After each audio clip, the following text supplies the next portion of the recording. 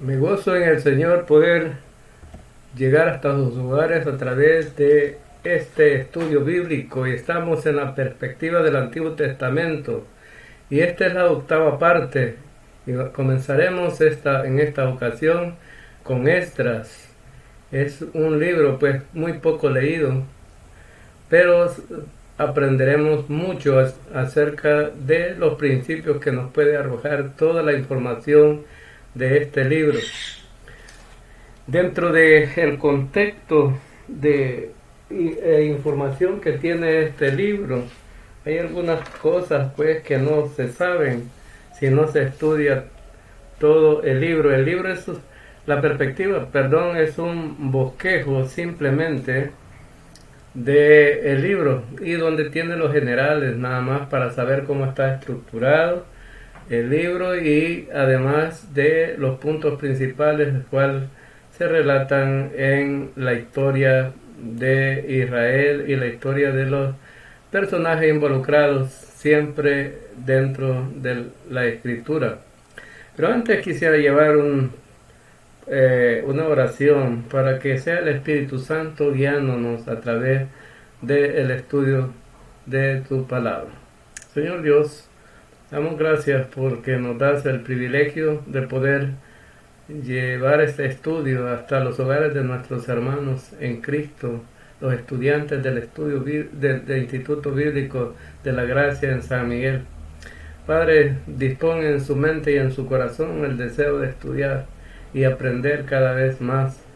Si son pues los líderes de la iglesia que necesitan llevar toda esta información a todos los creyentes que pues son los miembros de sus iglesias, es preciosa pues la palabra de Dios en el cual nos gozamos, y me gozo en este día de poder llevar este mensaje. En nombre de Cristo Jesús te lo pedimos, Señor. Amén y amén. Como decía, hay alguna información que no se sabe si no se estudian los libros completos, pero estamos hablando entonces que estos sucesos que encontramos en el libro de Esdras pues son unos sucesos o después del exilio. Después del exilio, recuerden que estamos hablando de Judá, que estuvo pues como esclavo dentro de la nación de los babilonios. Tanto Esdras, Nehemías y Esther son libros que se desarrollaron dentro de ese contexto. Ahora, estos tres libros también se les llaman libros históricos dentro de la escritura, pero también describen algunos hechos que tienen que ver con la condición espiritual, social y política, además algunos aspectos materiales de Israel durante el periodo inmediato a la terminación de la cautividad en Babilonia. Este es un periodo post-exilio, se le llama, de la historia de Israel. Estos libros cubren un periodo de aproximadamente 108 años, desde el año 538 hasta el año 430 después de Jesucristo. Ageo y Zacarías ministraron como profetas durante el periodo que cubre el libro de Esdras, y Malaquías ministró como profeta durante el periodo que cubre el libro de Nehemías. Pues estos eran los tres profetas que se desarrollaron, o los que se comunicaban con el pueblo durante ese contexto de la cautividad del Babilonia, y posteriormente pues fueron los protagonistas cuando salieron de Babilonia. Esdras y Nehemías fueron contemporáneos. Nehemías y Malaquías, cuando termina el periodo del Antiguo Testamento, si usted revisa la escritura, 400 años de silencio, el cual vino a ser roto cuando apareció una escena de Juan el Bautista como el último de los profetas del Antiguo Testamento, anunciando la venida del Mesías. Nótese que el libro de Esther llena históricamente el hueco de 57 años. ¿Y por qué decimos esto? Porque Esther está dentro del periodo de cuando pues los babilonios fueron conquistados por los medos persas. Entonces pasaron esa cantidad de años ahí, que hubo dentro de este tiempo pues surgió la historia del libro de Esther. Y vamos a estudiar entonces el libro de Esdras con el propósito de aprender mucho acerca de algunos principios que podemos aplicar dentro de la iglesia. Ahora, este libro lleva pues precisamente el nombre de su protagonista principal. Y originalmente era parte de una sola obra con Nehemías y Crónicas, si bien no usando varios documentos, pero podemos entender que pues cuando con la estructuración de la Biblia, o sea el Antiguo Testamento, lo dividieron. Ahora el trasfondo histórico de Esdras registra el cumplimiento de la promesa de Dios de restaurar a Israel a su tierra después de los 70 años de cautiverio en Babilonia. El profeta Jeremías descubrió, y eso lo puede encontrar usted en el capítulo 25, versículo 11 de Jeremías, descubrió que el periodo de la cautividad o la promesa de Dios de sacarlos de la cautividad ya había pasado. Entonces Jeremías clamó a Dios para poder sacar al pueblo de la esclavitud. Eso se efectuó con la ayuda de 3 reyes, Ciro, Darío y Artajerjes, y de líderes judíos tales como Zorobabel, Josué, Ageo, Zacarías y Esdras. Ciro derrotó a Babilonia y fue el que promulgó un edicto para que el pueblo de Israel pudiera regresar hasta Jerusalén, a la tierra prometida. Ahora entonces Ciro con su política de animar a los súbditos extranjeros a regresar a sus países de origen, promulgó ese decreto en el año 538 que permitía a los judíos regresar a Palestina.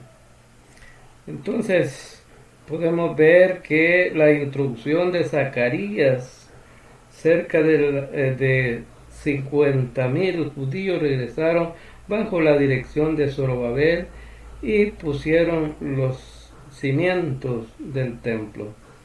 Si bien no se completó hasta el año cuando reinaba Darío, en el tiempo de Esdras, desde el capítulo 1 al capítulo 6, describe estos hechos. Entonces vamos a ver el bosquejo que tenemos para ir llenando los espacios en blancos en el folleto que tienen del alumno. La estructura y divisiones principales son 10 capítulos, 2 divisiones principales. Ahora tenemos la primera división, que es el primer retorno dirigido por Zorobabel.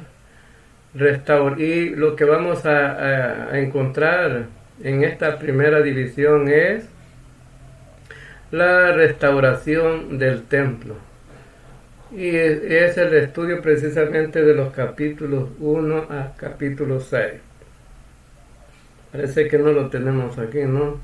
Bueno, pero es del capítulo 1 al capítulo 6.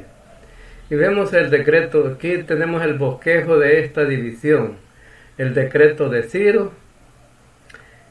Dios sacudió el corazón del pueblo. Y luego comienza la restauración del templo. La reconstrucción del templo es interrumpida y el templo queda terminado.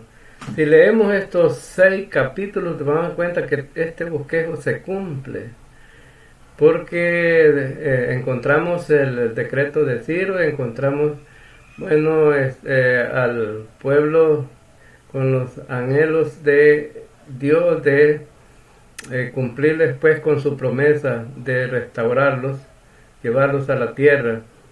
Y vemos dentro de eso la restauración del templo. Vemos también que hubo mucha oposición con la reconstrucción y fue interrumpido. Vemos también igual vemos que había una gente tanto extranjera como de la localidad que no querían que esto sucediera. Y después, pues allí encontramos que el templo fue terminado. También vemos la división. Pero antes quisiera decir, bueno, eso lo vamos a ver un poco más adelante. Lo vamos a tomar como base esta también del templo. La segunda división, o la división número 2, está desde el capítulo 7 al capítulo 10. Vemos el segundo retorno dirigido por Esdras. El primero ya vimos que es Zorobabel, y el segundo vemos que es Esdras, y lo que trae también la restauración del pueblo. Aquí ya no es restauración de las cosas materiales, sino de las cosas espirituales, restauración del pueblo. El pueblo, por estar en un territorio pagano, se había contaminado con muchas cosas. Y además de eso, por la influencia de otros pueblos, ellos se habían corrompido también y había que restaurarlo. Y vemos dentro de esta división el cuidado providencial de Dios. Se enseña la palabra de Dios. Vemos la confesión de los pecados del pueblo, vemos la crisis de matrimonios y el pacto. Esta es la segunda división. Por tanto, este es el bosquejo que vamos a estudiar durante esta segunda división. Los personajes principales: Esdras, Zorobabel, Ciro, Tetnai, rey Darío. Entonces hay que tomar en cuenta, ¿no?, los personajes principales que se desarrollan dentro de la historia de este libro. Lo primero que vemos es que Esdras comienza donde termina el segundo libro de Crónicas y registra la fidelidad de Dios al traer el remanente de Judá de regreso de la cautividad de Babilonia, la cual duró 70 años. Importante dato, ¿no? Porque lo que vemos que Dios cumple su promesa. Dios nunca nos va a mentir. Lo que Él promete lo cumple. Recuerden que este pueblo estaba cumpliendo la disciplina allá en Babilonia. Pero también Dios se acuerda, ¿no?, de lo que ha prometido y utiliza otro pueblo pagano para restaurar a Israel. Por eso vemos aquí metido dentro de este contexto a un rey llamado Ciro, en el punto 2.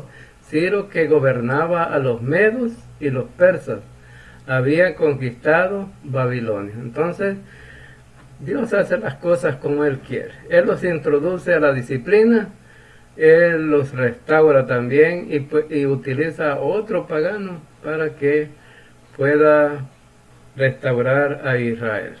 Muy importante, ¿no?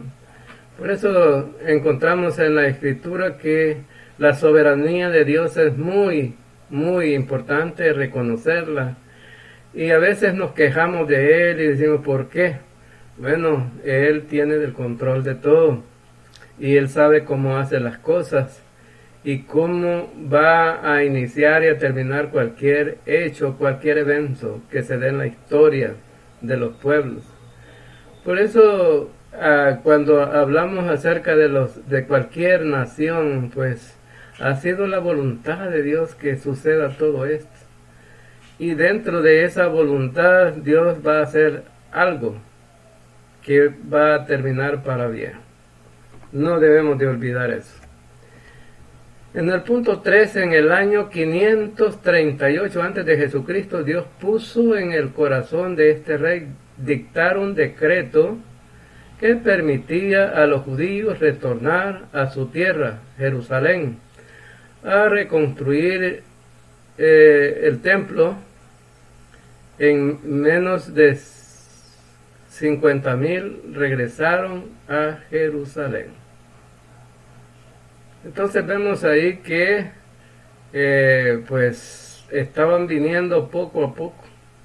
Con Esdras vinieron menos de 50,000, dice que regresaron. Pero a través de todo el proceso vamos a ver que se van a agrupar otra gente que va a regresar con también con Zorobabel y con Nehemías.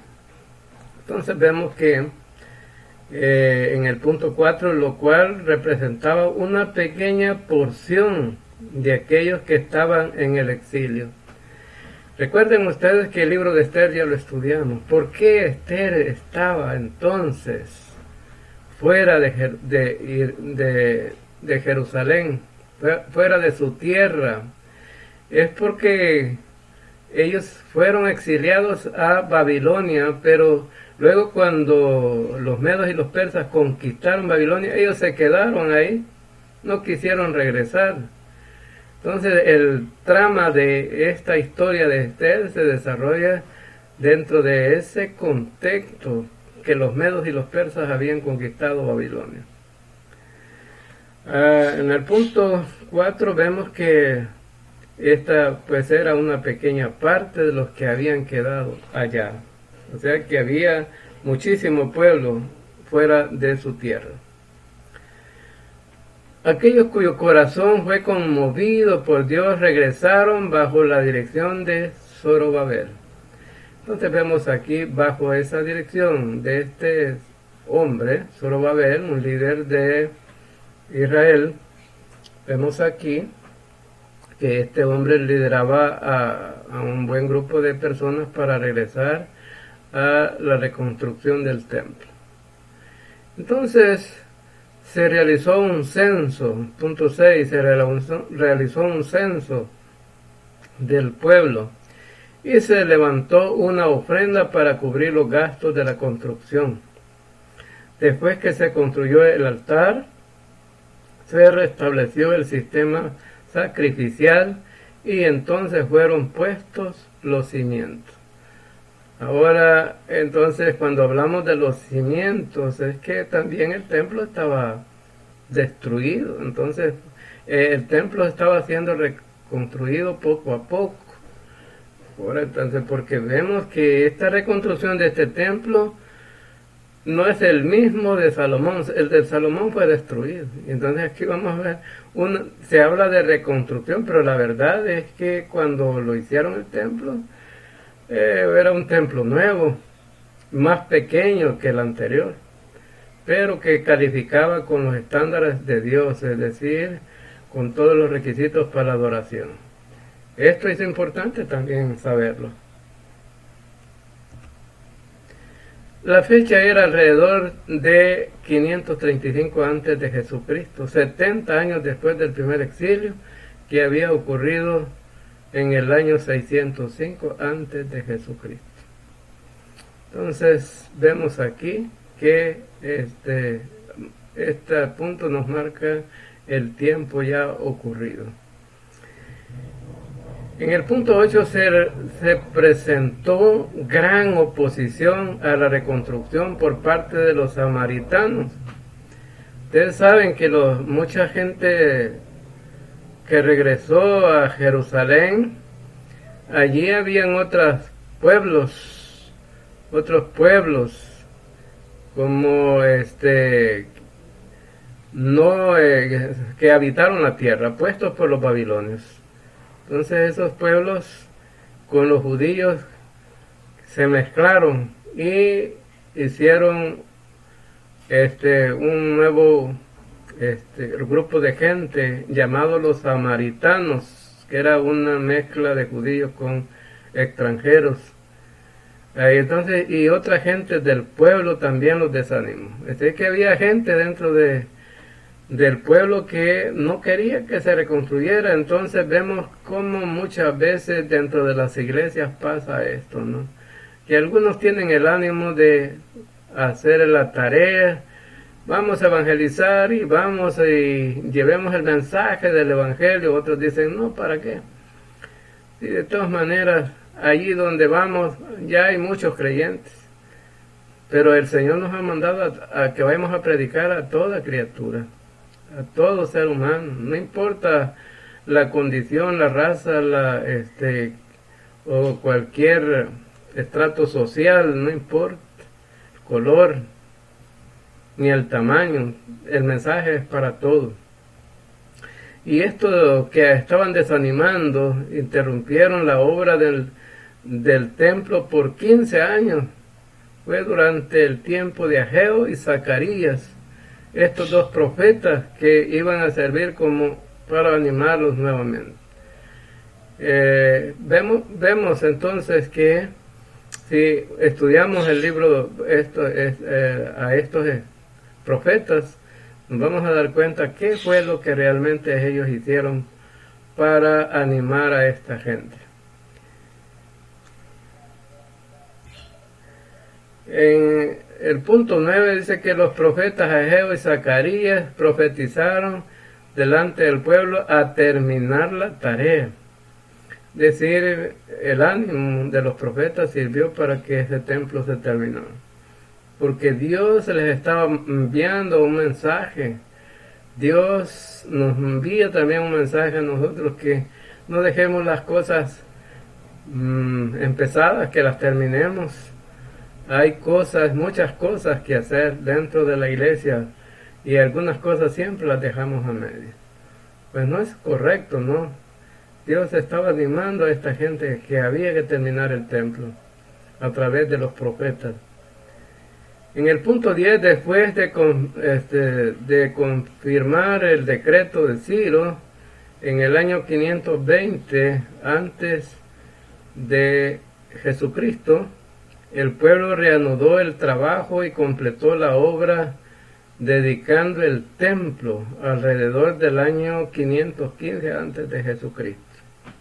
Entonces, en el año 515 fue dedicado el templo de Zorobabel, este otro templo, ¿no? Para la adoración a Dios, porque Dios quería que hubiera un templo, ¿no? Cuando Dios acepta el templo que hizo Salomón, Dios le dijo a Salomón, ¿acaso este templo me puede retener a mí? ¿O acaso puedo vivir dentro de este templo? Dando a entender que Él puede estar en todas partes, ¿no?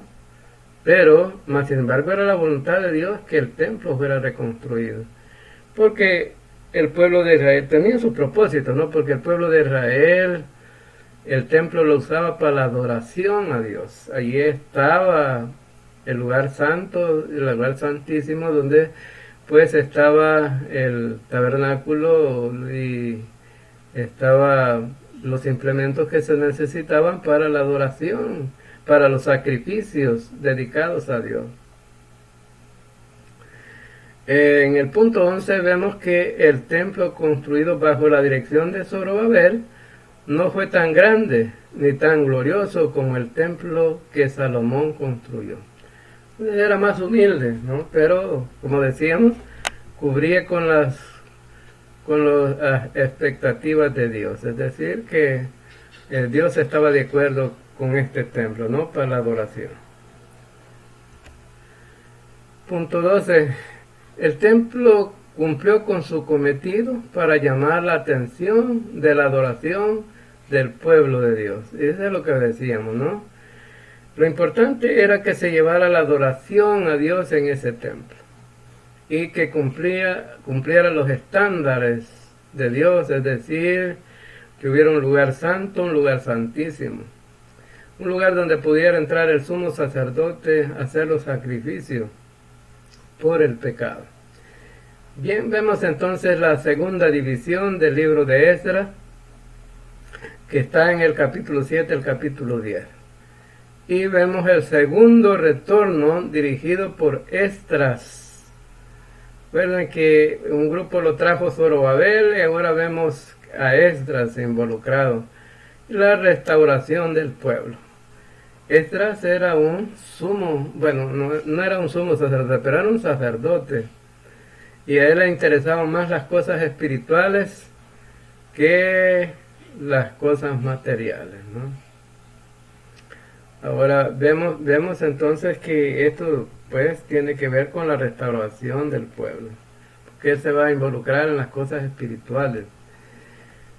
Número 1, entre los capítulos 6 al 7 de Esdras hay un hueco de 57 al 58 años. Este hueco es cubierto por los sucesos ocurridos en esos años en Persia a los judíos, de 57 a 58 años. Eso es lo que decíamos antes, ¿no? Ahora, el punto 2, casi después de 80 años del primer retorno de exiliados, bajo la dirección de Zorobabel, alrededor del año 458, antes de Jesucristo, se realizaba un segundo retorno, esta vez dirigido por el escriba y sacerdote Esdras. Por tanto, ¿no? Esdras era un sacerdote. Y vemos aquí, punto 3, hasta Jerjes 1, o primero, explicó el decreto que expidió el decreto que permitía a los judíos que estaban aún en Babilonia regresar a Judea. A menos de 2000 exiliados regresaron con Esdras. Y ya teníamos 50,000 más 2000, ¿verdad? Ya tenemos pues como 70,000. Dios soberanamente y providencialmente protegió a los judíos durante su regreso. Los judíos tenían miedo de regresar porque en los caminos pues había mucho vandalismo y ellos tenían miedo de perecer en esa trayectoria de ese camino, pero Dios los cuidó, Dios los guardó.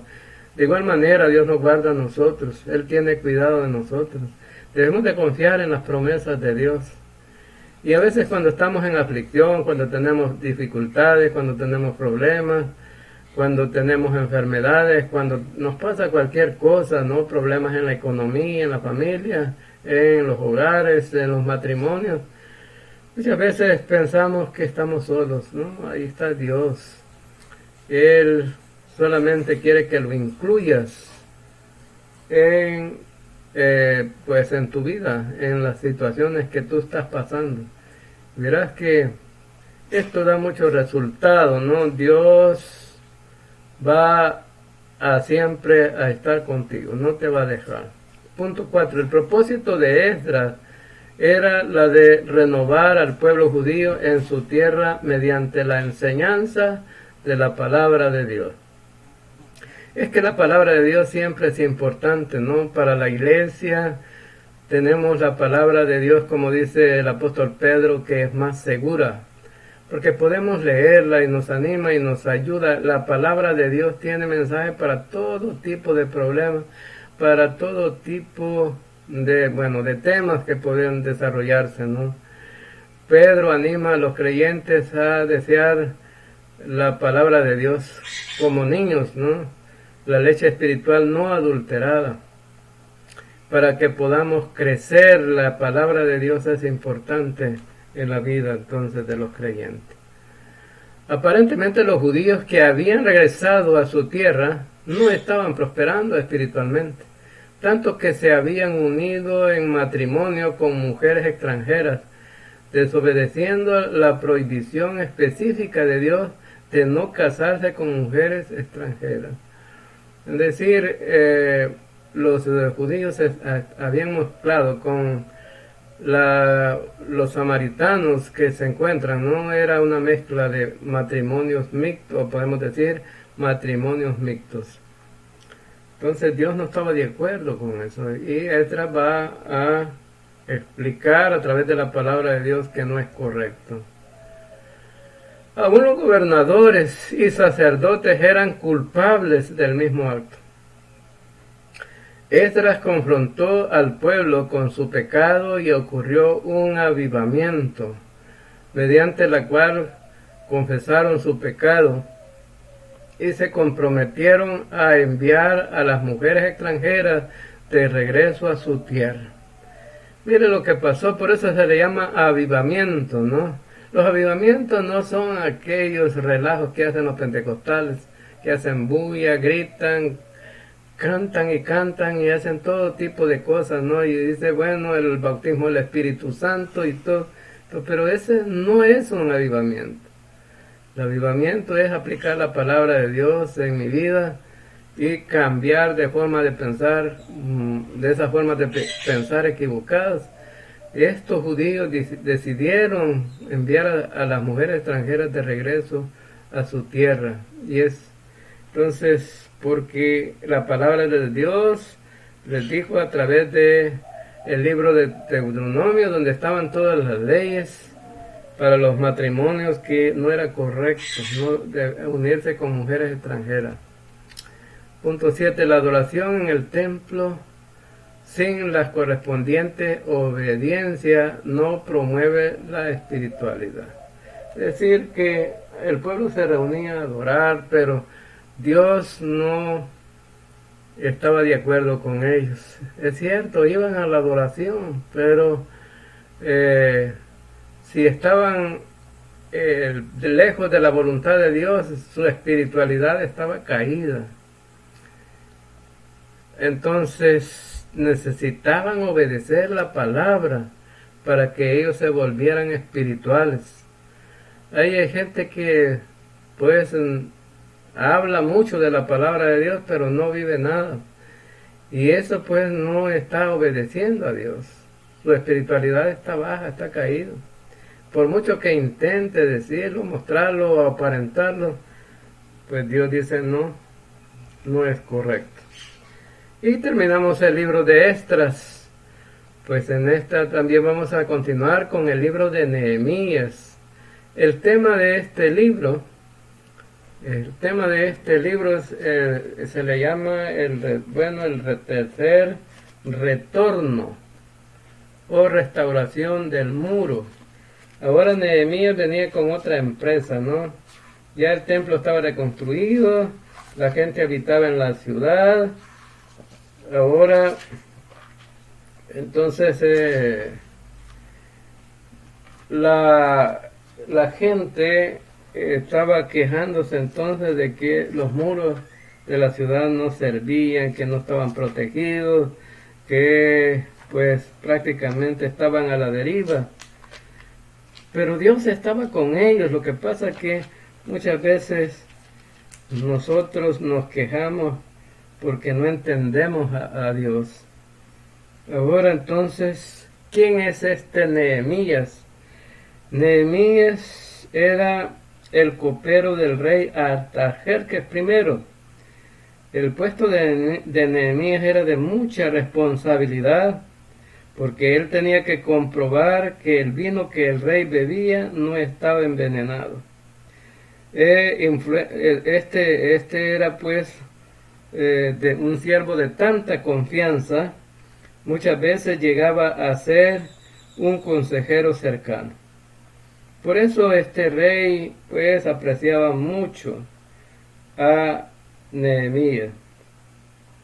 Cuando supo que los muros de Jerusalén, Nehemías, no habían sido edificados, solicitó y recibió permiso del rey para ir a Jerusalén a corregir la situación. Nehemías demostró mediante su acción que poseía cualidades incomparables como líder y organizador. En 52 días la obra de reconstrucción fue terminada. Qué maravilloso, y lo vamos a ver allí en el desarrollo del bosquejo. Ahora entonces vemos aquí que también este hombre tenía cualidades muy importantes, ¿no? Como un gobernador de Judá, Nehemías demostró humildad, integridad, patriotismo, energía, piedad y desinterés. Después de haber ocupado ese puesto por 12 años, regresó brevemente al palacio de Artajerjes y después regresó a Judá, donde llamó al pueblo al arrepentimiento. Gran parte del material del libro procede de lo que debió haber sido el diario personal de Nehemías, como lo demuestra el relato tan franco y dinámico que aparece en el libro. Respecto a la relación entre los libros de Nehemías y Esdras, vemos entonces que pues tienen mucha relación, porque es el regreso del pueblo hasta Jerusalén otra vez, y la ciudad estaba siendo reconstruida y ahora serán los muros. La estructura y divisiones principales, el que tiene 13 capítulos y 2 divisiones principales. La división número 1, capítulo 1 al 7, Nehemías reconstruye los muros. El decreto de Artajerjes, dentro del bosquejo está el decreto de Artajerjes primero para reconstruir la ciudad. Los muros de la ciudad son reconstruidos en 52 días a pesar de la oposición. Vamos a ver la división número 2, capítulo 8 al 13. Esdras y Nehemías reconstruyen al pueblo. Reconstruyen al pueblo. Nehemías, el gobernador. Esdras, o sea, los personajes importantes aquí. Nehemías, el gobernador. Esdras, el sacerdote y maestro. Y también el avivamiento y arrepentimiento a través de la palabra de Dios. Como una frase importante, ¿no? Personaje clave: Nehemías, Esdras, Artajerjes, Sanballat, Tobías. Ahora vemos entonces en la división número 1, ya hablando acerca del resumen del bosquejo. Vemos aquí del capítulo 1 al 7, Nehemías dirige el tercer retorno y reconstruye los muros de la ciudad. Alrededor de 13 años después del segundo retorno bajo Esdras, Nehemías, copero del rey Artajerjes I, conduce el tercer retorno del remanente de exiliados a su tierra de Judá. Entonces aquí vemos que pues se inicia el tercer retorno. Muy importante, ¿no? Es decir, que el pueblo estuvo exiliado y para regresar se necesitaron tres líderes importantes que trajeran al pueblo de regreso. Ahora vemos el punto 2. En tanto que el libro de Esdras se enfoca en la reconstrucción del templo y el restablecimiento de la vida religiosa de los judíos, Nehemías se enfoca en su atención en la reconstrucción de los muros de la ciudad de Jerusalén. Recuerden ustedes que Esdras era un sacerdote y a él le interesaba la vida espiritual del pueblo, pero Nehemías era, bueno, podríamos decir un líder o un militar, ¿verdad?, que se encargó de más bien de la reconstrucción del pueblo. Era un gobernador dentro de Judá. Inmediatamente que los muros fueron reconstruidos, el pueblo es renovado por la palabra de Dios. Y es que esto es importante entenderlo. La vida espiritual no se puede renovar de otra manera. La gente puede hacer todo lo que quiera, pero sin la palabra de Dios todo el mundo va perdido. En las iglesias muchas veces se ponen luces de todos colores para ver si los jóvenes se animan y a los jóvenes les permiten hacer cualquier cosa dentro del templo. Por ejemplo, vemos a alguna gente danzando y otras cosas así. Eso no va a renovar la vida espiritual de la gente. Lo va a renovar es la palabra de Dios. En el año 444 antes de Jesucristo, Artajerjes I, rey de Persia, a petición de Nehemías, su copero, expidió un decreto en el cual permitía a los judíos regresar a Jerusalén para reconstruir los muros de la ciudad que estaban caídos. Entonces vemos ahí que fue la decisión de este Artajerjes.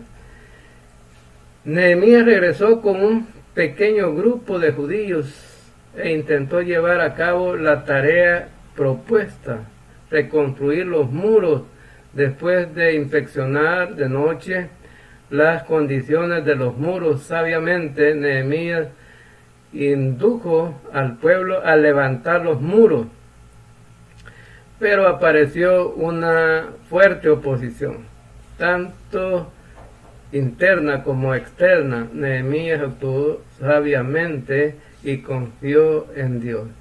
Si leemos los capítulos 7 a 13, ahí vamos a encontrar que quiénes fueron precisamente estos que se oponían. Cuando se reconstruyó en el templo, se llevó a cabo en 100 años, es decir, la tarea de reconstrucción del templo se llevó 100 años en el tiempo de Zorobabel. Y un contraste en la reconstrucción de los muros de la ciudad se llevó a cabo en 52 días. Y usted puede decir, ¿cómo es posible que si la ciudad es tan grande y cómo fueron reconstruidos en 52 días? Tuvo que haber miles de personas trabajando. Pues no.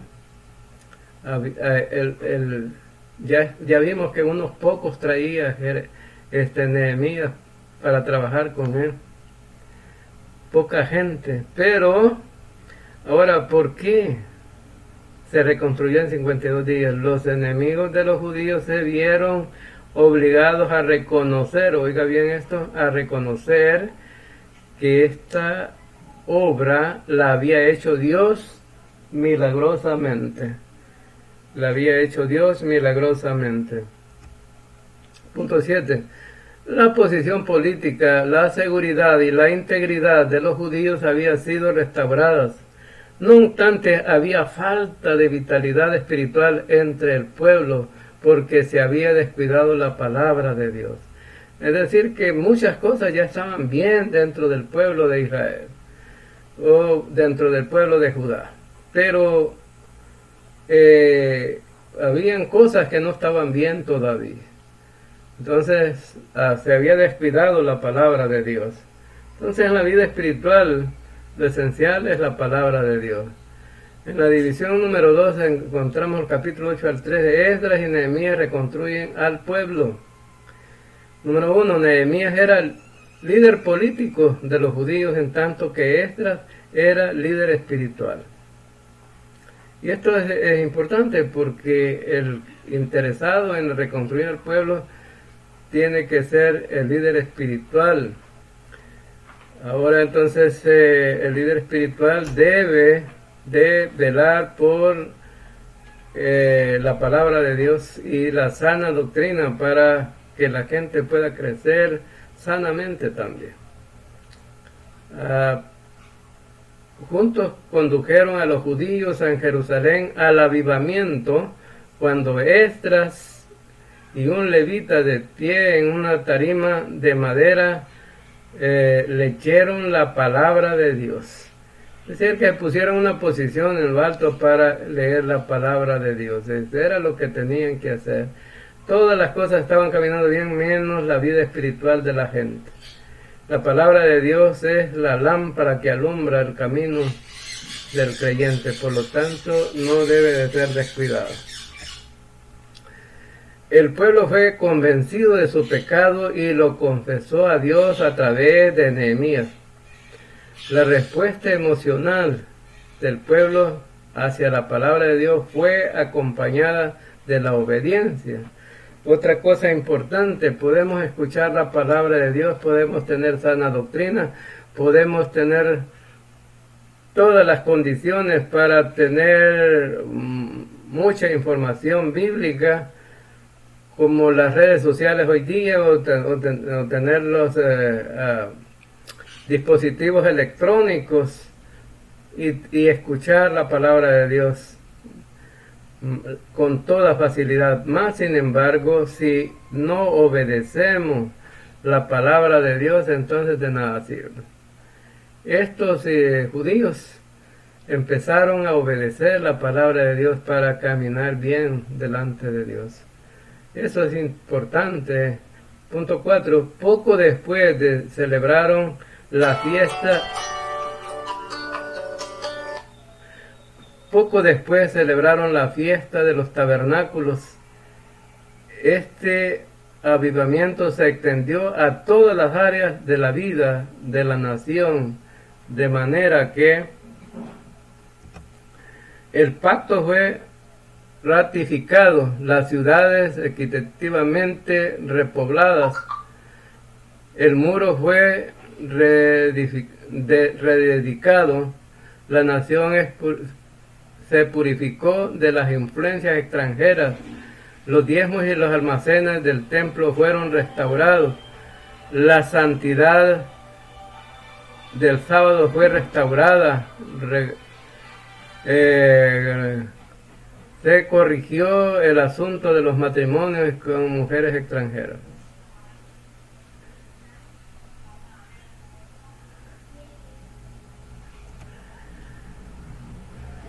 Punto 5. Solamente Malaquías al final del Antiguo Testamento nos provee una mejor idea de las condiciones espirituales, políticas y sociales de los judíos de esa época.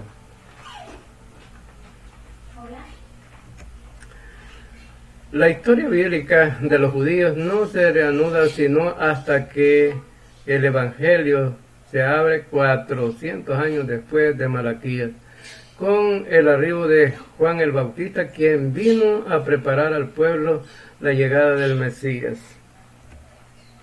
Y llegamos precisamente al final de la lección, por lo tanto, agradecemos al Señor porque nos dio este espacio de poder estudiar la palabra de Dios. Esperamos que pueda servir a todos los estudiantes, a todos aquellos que también se introducen al canal para poder reproducir los videos, que sea de gran bendición y de provecho para ustedes.